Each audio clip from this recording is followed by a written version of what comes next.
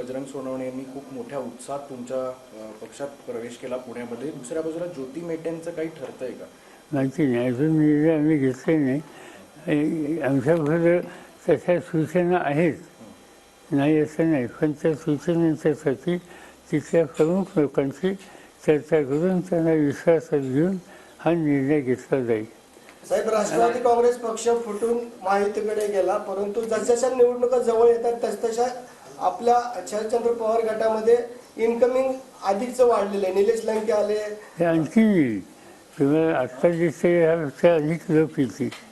थोडं उमेदवारांच्या निवडीचे निर्णय दुसऱ्या बाजूने एकदा जाहीर झाले की तुम्हाला कळेल आणखीन किती लोक होत असतील. साहेब, काल महाविकास आघाडीची बैठक झाली, त्याच्यामध्ये जागा संदर्भात काय ठरले का? अंतिम निर्णय कधीपर्यंत होऊ शकतो या संदर्भात?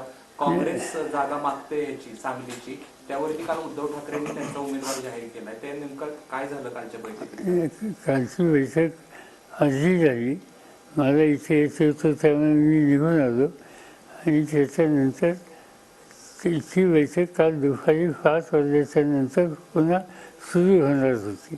त्याचे बसले होते, पण त्याचं फायनल फिक्चर अद्याप मला कळलेलं नाही. साहेब, तुम्ही माढ्यामधून लढला होता एक शेवटचा मी आता कुठे लढणार नाही, मी तिला उभा राहणार नाही. आता राहून द्यावी थोडी, अरे आम्ही जाणे दो क्या करना है. लेकिन बात ऐसी है कि आज कि मोदी गवर्नमेंट जो है वो डेमोक्रेटिक राइट हर आदमी का जो है इसके ऊपर आघात कर रहे हैं.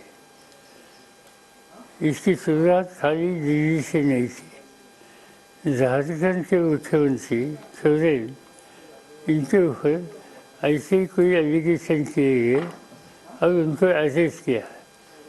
मुख्यमंत्री को अरेस्ट करने का काम झारखंड में हुआ. इसके बाद कई दिनों से दिल्ली सरकार के खिलाफ इस तरह की साजिश चल रही थी.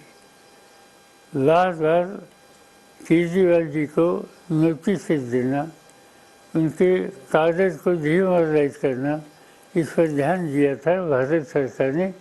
और इसके लिए ईडी हो, सीबीआई हो, ये जो एजेंसीज है इसका इस्तेमाल कर रहे थे. आज उनको अरेस्ट किया गया. अरेस्ट काहे के लिए किया? तो लीकर पॉलिसी फाइनल करने के लिए. हर राज्य में हर इशू पर पॉलिसी तैयार होती है, उस स्टेट गवर्नमेंट का अधिकार है. यहाँ केंद्र सरकार, दिल्ली गवर्नमेंट ने अपने स्टेट में ये पॉलिसी तय की, उस स्टेट का अधिकार है.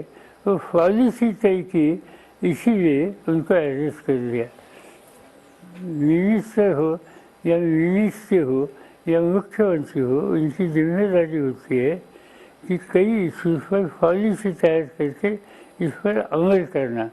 यहाँ पॉलिसी तय की, इस पर टीका टिप्पणी हो गई, पॉलिसी विड्रॉ की. पॉलिसी विड्रॉ करने के बाद फिर उनके खिलाफ केस किए और आज उनको अरेस्ट कर दिया.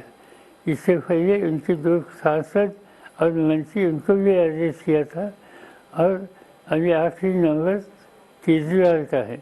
मुझे पूरा भरोसा है कि दिल्ली की जनता केजरीवाल के खिलाफ ये जो झूठा आरोप करके जो एक्शन लिया गया, इसके बारे में अपनी रिएक्शन कल वोटों में सामने रखेंगे.